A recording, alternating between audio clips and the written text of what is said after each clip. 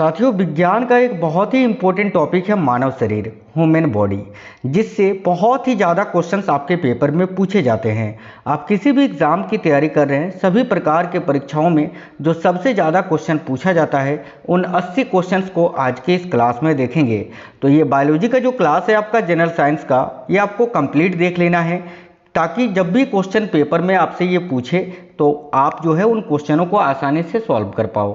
नमस्कार साथियों, मेरा नाम है सुभाष राज और स्वागत है आप सभी साथियों का स्मार्ट स्टडी 2.0 यूट्यूब चैनल पर। आपको बता दें साथियों, ये क्वेश्चंस आपके सभी कॉम्पिटिटिव एग्जाम्स के लिए यूजफुल होंगे, तो आपको कंप्लीट ये क्लास आज देख लेना है। शुरू करते हैं पहले क्वेश्चन से। देखिए, पहला क्वेश्चन है, मनुष्य के शरीर का सामान्यतः तापमान कितना होता है। अब देखिए, मनुष्य के शरीर का जो तापमान होता है उनको 3 प्रकार व्यक्त किया जाता है। एक आपका होता है साथियों सेंटीग्रेड या सेल्सियस में, एक होता है फ़ारेनहाइट में और एक होता है केल्विन में। आपको तीनों ही बता देते हैं। देखिए, जैसे कि ये ऑप्शन आपको फ़ारेनहाइट में दिया हुआ है, तो फ़ारेनहाइट में जब भी आपको 98.4 या 98.6 डिग्री फ़ारेनहाइट दिखे तो वही आपको आंसर करना है। ठीक है, 98.4 डिग्री से लेकर 98.6 डिग्री फ़ारेनहाइट ये मनुष्य के शरीर का सामान्यतः तापमान होता है। ठीक है, तो इसका राइट आंसर आपका ऑप्शन नंबर सी होगा। अब सेल्सियस में आपको बता देते हैं तो 36.9, एक्चुअल में 36.9 डिग्री सेल्सियस जो है ये ह्यूमन बॉडी का टेम्परेचर होता है। मान के चलिए आप 37 डिग्री सेल्सियस। यहीं अगर केल्विन में देखें तो केल्विन में 310 डिग्री केल्विन जो है एक स्वस्थ मनुष्य के शरीर का तापमान होना चाहिए। ओके, आगे देखिए, नेक्स्ट क्वेश्चन है, मानव शरीर में सबसे बड़ा अंग कौन सा है। अब देखिए, यहाँ पर 2 चीज़ें याद रखना कि जब भी आपसे अंग पूछे तो आंसर आपका चमड़ा होगा। यहीं पर अगर आपसे मानव शरीर की सबसे बड़ी ग्रंथि पूछ लेता कि ग्रंथि कौन सी है भाई, तो फिर आपका करेक्ट आंसर यकृत होता, लीवर। तो याद रखना, जब भी अंग पूछे तो सबसे बड़ा अंग होता है ह्यूमन बॉडी का स्किन, ठीक है, चमड़ा, और ग्रंथि जब भी पूछे तो यकृत होता है यानी लीवर। दोनों आपको याद रखना है। नेक्स्ट क्वेश्चन है, मनुष्य के मस्तिष्क का औसतन भार कितना होता है। ह्यूमन का जो ब्रेन होता है, मस्तिष्क, उसका वजन कितना होता है एवरेज, तो याद रखना 1350 ग्राम। देखिए, 1350 से 1400 ग्राम ये आपको याद रखना है, तो करेक्ट आएगा option number D. Next question देखिएगा, अगला क्वेश्चन है, मनुष्य के शरीर में कोलेस्ट्रॉल की सामान्य मात्रा क्या होती है। तो मानव शरीर में या मानव के जो रक्त होता है, रुधिर, उसमें कोलेस्ट्रॉल जो होता है याद रखना 140 से 180 mg होता है। तो राइट आएगा यहाँ आपका ऑप्शन नंबर सी, 140 से 180 मिलीग्राम। नेक्स्ट क्वेश्चन है, निम्न में से कौन सा एक पाचन एंजाइम नहीं है। देखिए, टाइलिन जो कि लार में पाया जाता है, ट्रिप्सिन भी लार में ही पाया जाता है, पेप्सिन, ये तीनों जो है आपका पाचक एंजाइम है। लेकिन गैस्ट्रिन जो है ये पेट में होने वाला एक बीमारी है। ये क्या है, तो एक बीमारी है, ये पाचक एंजाइम नहीं है। तो राइट आएगा ऑप्शन नंबर ए, गैस्ट्रिन। वृद्ध अवस्था में शरीर का रक्तदाब क्या होता है, यानी जब इंसान बूढ़ा हो जाता है तो उसके शरीर का जो रक्तदाब होता है, ब्लड प्रेशर, वो क्या होता है, तो याद रखना घट जाता है। ऑप्शन नंबर बी करेक्ट आएगा। नेक्स्ट क्वेश्चन देखिएगा, मनुष्य के मस्तिष्क का कार्य क्या है। इनमें से कौन सा कार्य मनुष्य के मस्तिष्क का है, तो करेक्ट आएगा उपयुक्त सभी। देखिए, मनुष्य का मस्तिष्क जो होता है वो शरीर के संतुलन को बनाता है, ये भी सही है, हृदय गति को नियंत्रित करता है, ये भी सही है, और सोचने के लिए भी जो है मनुष्य मस्तिष्क में ही आपका सेरेब्रम होता है जो बुद्धि और चतुराई का केंद्र होता है। तो देखिए, यहाँ आपका करेक्ट आएगा उपयुक्त सभी। अगला है, नेत्रदान करने में आंख का कौन सा भाग प्रयुक्त होता है। साथियों, आपने सुना होगा कि नेत्रदान किया जाता है, आइज डोनेट होता है, तो आंख का वो कौन सा भाग है जो कि दान होता है, तो याद रखना कॉर्निया। देखिए, यहाँ करेक्ट आएगा option number C, cornea. Insulin नामक हार्मोन किसके द्वारा स्रावित होता है। ध्यान से देखिए, ये जो इंसुलिन नामक हार्मोन है ये किसके द्वारा स्रावित होता है, तो पेंक्रियाज के द्वारा।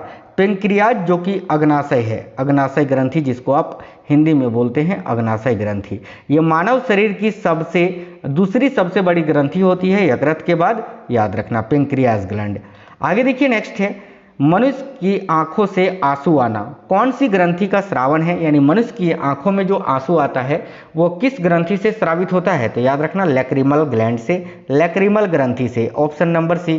साथियों ये क्वेश्चंस आपके एसएससी के सभी एग्जाम्स के लिए इंपॉर्टेंट है, like MTS, CGL, CHSL, SSC GD, CPO. Railway के सभी एग्जाम्स के लिए इंपॉर्टेंट है, जैसे कि railway ALP technician, NTPC, group D, RPF. इसके अलावा कोई भी स्टेट लेवल की आप पुलिस की एग्जाम की तैयारी कर रहे हो, जैसे कि UP police, Bihar police, MP police, Rajasthan police, Haryana police, Delhi police, Jharkhand police, सभी एग्जाम्स के लिए इंपॉर्टेंट है। ठीक है, आगे देखिए, निम्न में से कौन सी ग्रंथि वृद्ध अवस्था में लुप्त हो जाती है, यानी जब इंसान बूढ़ा होता है तो इनमें से वो कौन सी ग्रंथि है जो कि गायब हो जाती है, लुप्त हो जाती है। तो देखिए यहाँ आपका करेक्ट आएगा थाइमस ग्रंथि। थाइमस ग्रंथि जो होती है ये वृद्ध अवस्था में लुप्त हो जाती है। ठीक है, आगे देखिए, प्रतिवर्ती क्रियाओं का नियंत्रण केंद्र कहाँ होता है। तो साथियों देखिएगा, प्रतिवर्ती क्रियाओं का जो नियंत्रण केंद्र होता है वो होता है कशेरुक रज्जु में। करेक्ट है, ऑप्शन नंबर ए कशेरुक रज्जु। नेक्स्ट क्वेश्चन है, आंख के किस भाग पर वस्तु का प्रतिबिंब बनता है। तो देखिए आंख का वो कौन सा भाग है भाई, तो रेटिना है। रेटिना करेक्ट आएगा जहां पर वस्तु का प्रतिबिंब बनता है। क्वेश्चन नंबर 14 है, देखिए मनुष्य की त्वचा किस भाग पर सबसे ज्यादा मोटी होती है। तो भाई मनुष्य की जो त्वचा है, स्किन यानी चमड़ा, कहाँ पर सबसे ज्यादा मोटा होता है, तो तलवा पर। देखो हाथ की तली या फिर पैर की तली, तलवा जो होता है तलवे में सबसे ज्यादा मोटी होती है, तो राइट आएगा ऑप्शन नंबर बी तलवे में। मनुष्य के देखिए, मनुष्य के शरीर में नाइट्रोजनी अपशिष्ट होता है कहाँ। तो मनुष्य का शरीर में जो नाइट्रोजनी अपशिष्ट होता है वो क्या होता है, तो भाई वो तो यूरिया होता है साथियों। करेक्ट आएगा ऑप्शन नंबर बी यूरिया। अगला, स्तनधारी में यूरिया कहाँ बनता है। जैसे कि हम और आप जो है स्तनधारी प्राणी हैं, तो स्तनधारियों में यूरिया यानी हमारे बीच यूरिया कहाँ पर बनेगा। तो देखिए यहाँ आपका करेक्ट आएगा यकृत में। याद रखिएगा यकृत यहाँ आपका करेक्ट आएगा, ऑप्शन नंबर डी यकृत इस क्वेश्चन का करेक्ट आंसर हो जाएगा। आगे देखिए, हीमोग्लोबिन में क्या होता है। तो देखिए हीमोग्लोबिन जो होता है इसमें कौन सा तत्व पाया जाता है, तो इसमें आयरन पाया जाता है साथियों, आयरन पाया जाता है। नेक्स्ट क्वेश्चन है, मनुष्य के शरीर में लाल रक्त कोशिकाओं का निर्माण कहाँ होता है। तो देखिए मनुष्य के शरीर में लाल रक्त कोशिकाओं का जो निर्माण होता है वो होता है अस्थि मज्जा में, जिसको आप अंग्रेजी में बोलते हैं बोन मेरो, बोन मेरो में, याद रखना। ठीक है, चलिए नेक्स्ट क्वेश्चन देखिएगा। अगला, मनुष्य की पाचन क्रिया में सबसे पहले भाग लेने वाला एंजाइम कौन सा है। देखिए मनुष्य की पाचन क्रिया में सबसे पहले भाग लेने वाला जो एंजाइम है वो क्या है, तो राइट आएगा एमाइलेज। याद रखना, मनुष्य की पाचन क्रिया में सबसे पहले भाग लेता है एमाइलेज। नेक्स्ट है, मानव शरीर की सबसे बड़ी अंतस्रावी ग्रंथि कौन सी है। तो जब भी आपसे सबसे बड़ी अंतस्रावी ग्रंथि पूछे मानव शरीर की, तो आपको थायराइड ग्रंथि आंसर करना है। याद रखना ऑप्शन नंबर बी थायराइड। अगला है, पुरुष की नसबंदी को क्या कहते हैं। तो देखिए पुरुषों की नसबंदी को वैसेक्टोमी कहा जाता है साथियों, ऑप्शन नंबर डी करेक्ट आएगा। अगला, स्त्रियों की नसबंदी को क्या कहते हैं। तो देखिए स्त्रियों की नसबंदी को ट्यूबेक्टोमी बोलते हैं, और पुरुषों की नसबंदी को, याद रखना पुरुषों की नसबंदी को क्या बोलते हैं, तो वैसेक्टोमी। यहाँ करेक्ट आएगा ऑप्शन नंबर सी ट्यूबेक्टोमी। अगला है, मनुष्य के शरीर में रक्तचाप का नियंत्रण होता है किससे। तो मनुष्य के शरीर में जो रक्तचाप होता है वो कहाँ से नियंत्रित होता है, याद रखिए अधिवृक्क ग्रंथि से। राइट है ऑप्शन नंबर बी। जीवन रक्षक हार्मोन किस ग्रंथि से स्रावित होते हैं। देखिए जीवन रक्षक हार्मोन जो है वो किस ग्रंथि से स्रावित होते हैं, तो एड्रिनल ग्रंथि से। साथियों आज जो ये क्वेश्चंस आपको करवा रहे हैं ये बहुत ही इंपॉर्टेंट है। ये पूरे क्वेश्चंस अगर आप देख लेते हैं तो इससे आपको क्वेश्चंस जो है बिल्कुल भी नहीं छूटेगा पेपर में, यही क्वेश्चंस आपको आपके पेपर में मिलेंगे। अगला क्वेश्चन है, इंसुलिन क्या है। अब देखो इंसुलिन क्या है, तो इंसुलिन एक हार्मोन है जो कि साथियों कहाँ से स्रावित होता है, मानव शरीर में। तो मानव शरीर में ये जो इंसुलिन हार्मोन है वो पेंक्रियाज ग्लैंड यानी अग्नाशय ग्रंथि की जो बीटा सेल्स होती है ना, बीटा कोशिकाएं, वहां से ये स्रावित होती हैं। ऑप्शन नंबर बी करेक्ट आएगा, हार्मोन है। मनुष्य के शरीर के किस अंग में लसिका कोशिकाएं बनती हैं। तो देखिए मनुष्य के शरीर में जहां पर लंबी हड्डियां होती है ना, दीर्घ अस्थि, वहीं पर ये लसिका कोशिकाएं बनती हैं, तो राइट आएगा दीर्घ अस्थि में। अगला क्वेश्चन है, मनुष्य की त्वचा का रंग निर्धारित होता है किसके कारण। देखिए किसी मनुष्य का त्वचा सांवला होता है, किसी का गोरा होता है, तो ये जो त्वचा का रंग है ये किससे निर्धारित होता है, तो याद रखिए मेलानिन से। Option number C melanin. Next question है, इंसुलिन की खोज का श्रेय किस वैज्ञानिक को जाता है। अब इंसुलिन का खोज किसने किया था ये आपको बताना है, तो याद रखिएगा वेटिंग एवं बेस्ट ने। अच्छा साथियों, ये जो इंसुलिन है इसका उपचार या उपयोग किस लिए करते हैं, तो मधुमेह के उपचार में, मधुमेह यानी शुगर की बीमारी, डायबिटीज़ की बीमारी में। ठीक है, आगे देखिए अगला क्वेश्चन है, बहुत ही इंपॉर्टेंट क्वेश्चन है सारे के सारे। मानव शरीर की कौन सी ग्रंथि सेक्स हार्मोन का स्राव करती है, तो भाई याद रखिएगा मानव शरीर की कौन सी ग्रंथि है जो सेक्स हार्मोन का स्राव करती है, तो एड्रीनल ग्रंथि, ऑप्शन नंबर सी। अगला है देखिए थाइमोसिन नामक हार्मोन किस ग्रंथि से स्रावित होता है। याद रखिएगा थाइमोसिन नामक हार्मोन जो होता है यह थाइमस ग्रंथि से साथियों, है ना, थाइमस ग्रंथि से स्रावित होता है, ऑप्शन नंबर सी। अगला क्वेश्चन है, मनुष्य के शरीर में वसा कहाँ जमा होती है। याद रखिएगा मनुष्य के शरीर में जो वसा जमा होती है वो कहाँ से होती है, तो भाई वसा उत्तक में, ऑप्शन नंबर डी करेक्ट आएगा, वसा उत्तक में जमा होती है। देखिए वसा जो है ना ये साथियों वसा उत्तक में ही जमा होता है, आपको याद रखना है। मानव के शरीर में विटामिन ए का भंडारण कहाँ होता है, यानी मानव के शरीर में जो विटामिन ए होता है ये कहाँ पर स्टोर रहता है, यानी भंडार होके रहता है, तो देखो राइट आएगा यकृत में यानी लीवर में। नेक्स्ट है, निम्न में से किसकी अधिकता से मोटापा आता है, तो भाई मोटापा कब बढ़ता है, वसा उत्तक में, ऑप्शन नंबर सी, वसा उत्तक से मोटापे में वृद्धि होती है। अगला है, मास्ट कोशिकाएं कहाँ पाई जाती हैं, बहुत ही ज़्यादा ही क्वेश्चन पूछा जाता है। याद रखिए मास्ट कोशिकाएं जो होती है ये कनेक्टिव टिश्यू में यानी संयोजी उत्तक में पाया जाता है, जैसे कि रक्त, ब्लड जो होता है ना, ब्लड, ये साथियों संयोजी उत्तक होता है। ठीक है, याद रखना। आगे देखिएगा, रुधिर एक प्रकार का क्या है, यानी रक्त जो है एक प्रकार का क्या है, अभी मैंने आपको बताया था संयोजी उत्तक है, करेक्ट आएगा ऑप्शन नंबर बी। फेफड़ों को ढकने वाला आवरण क्या कहलाता है, तो साथियों देखिए फेफड़ों को ढकने वाला जो आवरण होता है वो प्लूरा कहलाता है, ऑप्शन नंबर बी। नेक्स्ट है, प्लाज्मा में कितने प्रतिशत पानी होता है, याद रखिए प्लाज्मा जो होता है ना उसमें 90% तक पानी होता है, ऑप्शन नंबर ए करेक्ट है। क्वेश्चन नंबर 38, दांतों का शिखर यानी ऊपरी भाग ये किसका बना होता है, तो दांतों का जो शिखर होता है ना साथियों ये एनामिल का बना होता है, याद रखना एनामिल का। और अगर कभी आपसे पेपर में पूछे कि दांत किसका बना होता है, देखिए यहाँ करेक्ट आएगा एनामिल। अगर आपसे पूछे दांत किसका बना होता है तो डेंटाइन का, याद रखना। आगे देखिए, दांत मुख्य रूप से किसके बने होते हैं, वही देखिए क्वेश्चन आ गया, तो दांत जो है मुख्य रूप से डेंटाइन के बने होते हैं, ऑप्शन नंबर बी करेक्ट आएगा।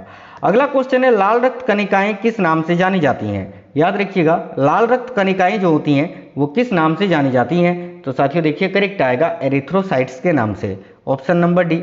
और जो WBC होता है सफ़ेद रक्त कण वो ल्यूकोसाइट्स के नाम से जाना जाता है, और RBC जो होता है रेड ब्लड सेल वो आपका एरिथ्रोसाइट्स के नाम से जाना जाता है। अगला है, लाल रक्त कोशिकाओं का उत्पादन किसके द्वारा होता है, अभी मैंने आपको बताया था अस्थि मज्जा के द्वारा, बोन मेरो के द्वारा। आगे देखिए, हीमोग्लोबिन किसका महत्वपूर्ण घटक है, तो साथियों हीमोग्लोबिन जो है ये लाल रक्त कणिकाओं का ही महत्वपूर्ण घटक होता है, तो ऑप्शन नंबर डी करेक्ट है।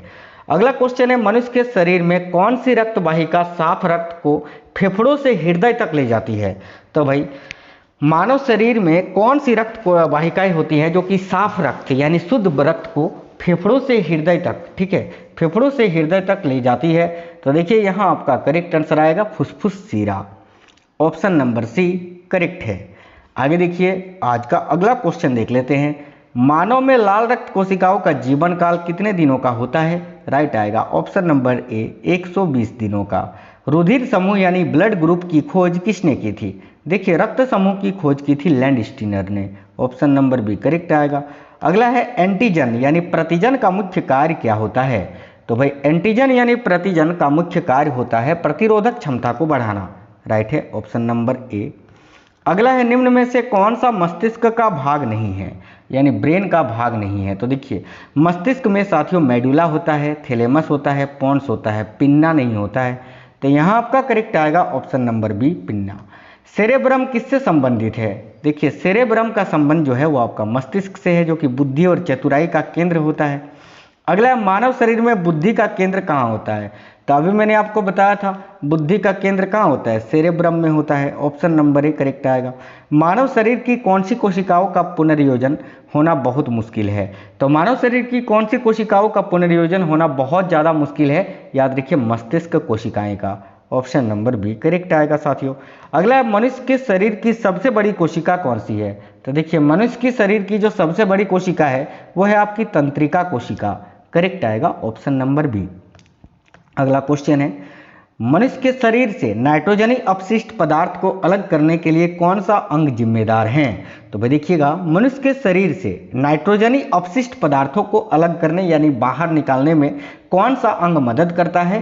तो देखिए यहाँ करेक्ट आएगा गुद्दा, है ना, ऑप्शन नंबर बी किडनी। अगला है मानव में मूत्र का पीला रंग किसकी मौजूदगी के कारण होता है? मानव का जो मूत्र होता है उसका रंग होता है पीला, यह किसके कारण होता है? याद रखना यूरोक्रोम के कारण। अगला है मानव शरीर में यूरिया की सबसे ज़्यादा मात्रा पाई जाती है किसमें? तो भाई देखिए मानव शरीर में यूरिया की सबसे ज़्यादा मात्रा जो है वो आपका मूत्र में पाई जाती है साथियों।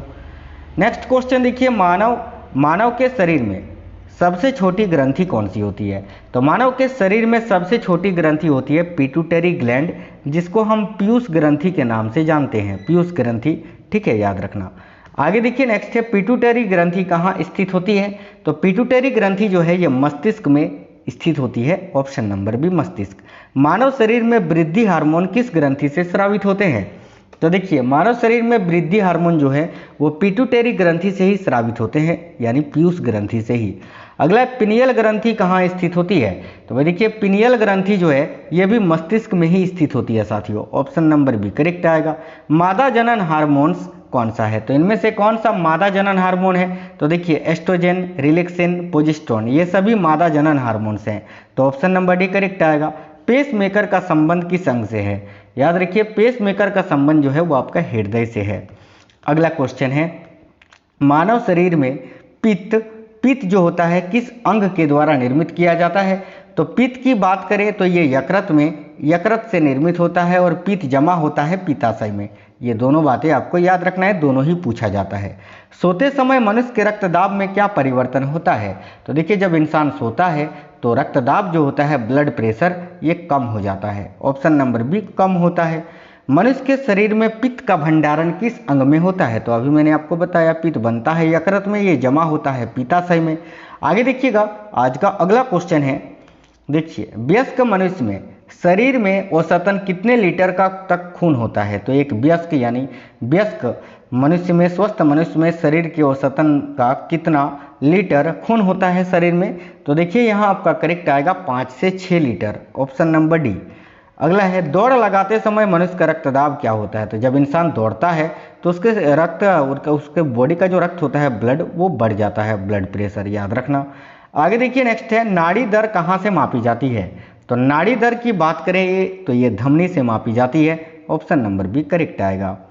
अगला क्वेश्चन है मनुष्य में रक्त में पाई जाने वाली धातु कौन सी है? तो मनुष्य के रक्त में जो धातु पाई जाती है वो कौन सी धातु होती है? याद रखिएगा आयरन पाई जाती है। आगे देखिए नेक्स्ट है मनुष्य के शरीर में कौन सा अंग रक्त का उत्पादन करता है? तो मनुष्य के शरीर में कौन सा वो अंग है जो रक्त का उत्पादन करता है? तो अस्थि मज्जा। अगला क्वेश्चन है मनुष्य के रक्त का पीएच मान कितना होता है? तो देखिएगा मनुष्य के रक्त का जो पीएच मान होता है वो होता है 7.4। अगला क्वेश्चन है पेप्सिन नामक एंजाइम परिवर्तित करता है किसको किसमें?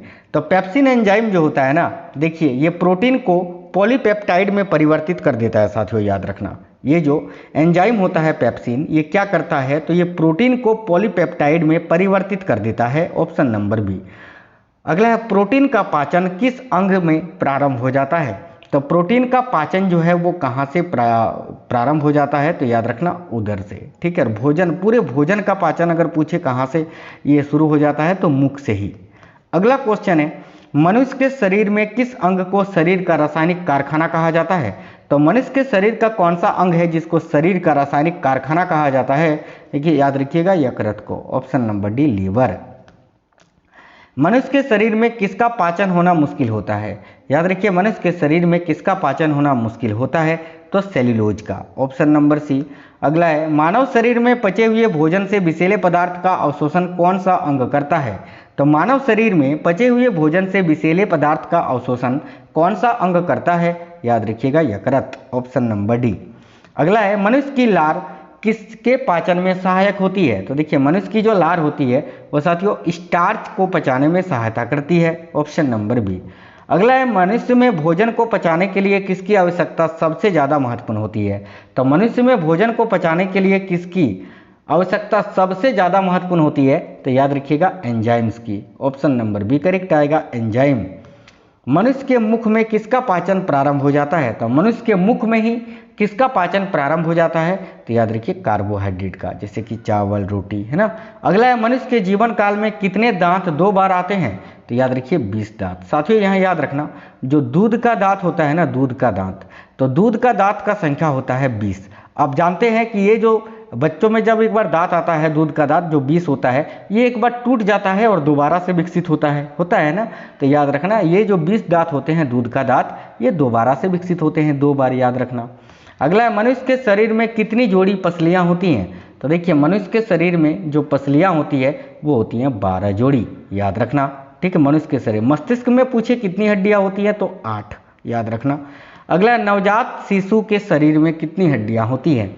तो नवजात शिशु के शरीर में 300 हड्डियाँ होती हैं साथियों। Option number D. अब इस क्वेश्चन का आंसर जो है, देखिए एक क्वेश्चन आपसे अभी पूछेंगे, उसका आंसर आपको कमेंट बॉक्स में बताना है।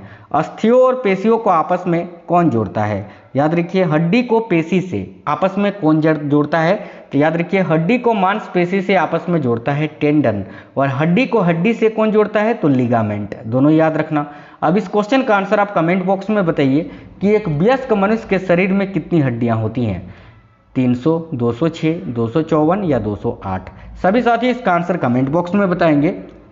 साथ ही में आप ये भी कमेंट बॉक्स में बताना साथियों कि आप जो हैं किस एग्ज़ाम की तैयारी कर रहे हैं, किस एग्ज़ाम की आप प्रिपरेशन कर रहे हैं, ये आप हमें कमेंट बॉक्स में बताना। इस वीडियो को एक लाइक जरूर करना। नए साथी अगर कोई भी हैं, चैनल सब्सक्राइब करके बेल आइकन को ऑन कर लीजिएगा। मिलते हैं नेक्स्ट वीडियो में, तब तक के लिए जय हिंद, वंदे मातरम।